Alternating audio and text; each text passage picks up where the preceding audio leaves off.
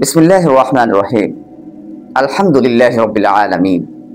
সকল প্রশংসা আল্লাহ তাআলার জন্য, যিনি জগৎসমূহের প্রতিপালক। কোরআনে ৮৬,৪৩০টি শব্দ থেকে আল আলামিন একটি শব্দ। এর গভীরতা, বিশালতা বিশ্ববাসীর জন্য মাইলফলক। এতে রয়েছে চিন্তাশীলদের জন্য জ্ঞান ভান্ডার, মুমিনদের জন্য তেজোদীপ্ত ঈমান, নাস্তিকদের জন্য পরাজয়, কোরআন বিরোধীদের জন্য আনুগত্যের সুযোগ। আজ থেকে ১৪০০ বছর পূর্বে মহানবী সাল্লাল্লাহু আলাইহি ওয়াসাল্লাম, তিনি লিখতে জানতেন না, পড়তে পারতেন না। জ্যোতির্বিজ্ঞানী সম্পর্কে কোনো ধারণা ছিল না কোনো উন্নত মানের টেলিস্কোপ। রাসূল সাল্লাল্লাহু আলাইহি ওয়াসাল্লামের পবিত্র মুখ থেকে উচ্চারিত হলো রব্বুল আলামিন। এখানে রব শব্দটি এক বচন বলেছেন, আল্লাহ এক এবং একক।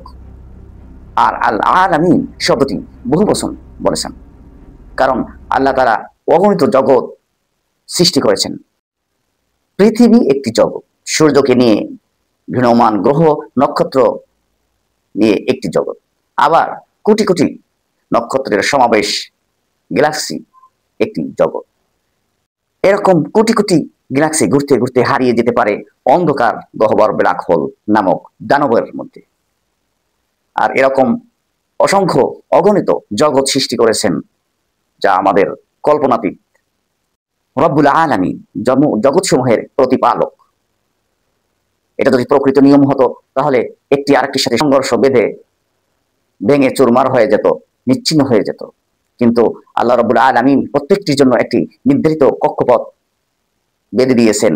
সূর্য তার নির্ধারিত কক্ষপথে চলে, পৃথিবী তার নির্ধারিত কক্ষপথে চলে, চাঁদ তার নির্ধারিত কক্ষপথে চলে। আল্লাহ পাক বলেছেন, কুল্লুম ফি ফালাকিন ইয়াসবাহুন। প্রত্যেকটি কক্ষই তার নির্ধারিত পথে চলে। নবী করিম সাল্লাল্লাহু আলাইহি ওয়াসাল্লাম যেটা বলেছেন, সেটা আল্লাহর পক্ষ থেকে বলেছেন, নিজের থেকে কোনো বানিয়ে কথা বলেন নাই।